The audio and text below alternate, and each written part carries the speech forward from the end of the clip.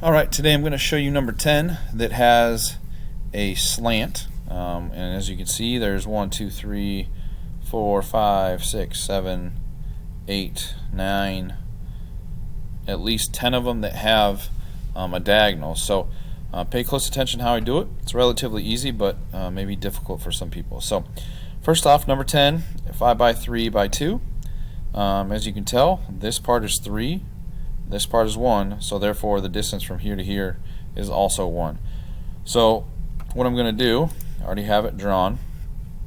I have to go from this side and this side only, so I click Sketch. Now, instead of using a rectangle, we'll just use our line tool. Okay, so from here over, we need to go that 3 inches, or those 2 inches in. Okay, so over, click there, make sure it's straight. I want to make sure that's 2, enter. And with my line tool, I'm going to go down my 1 inch,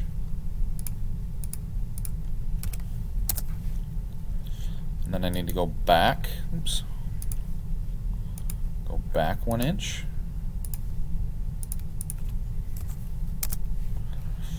And then I just draw my diagonal, and then I have to complete the shape. If I don't complete the shape, you can't extrude it out.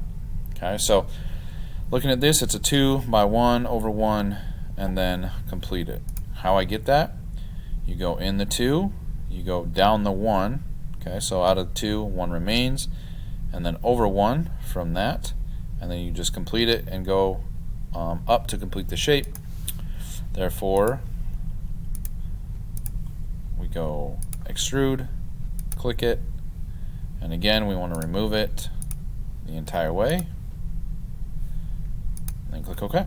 And that is number 10. Remember, you want to make sure that's saved correctly as the right number, and then you can always go here and just make sure it's there as well.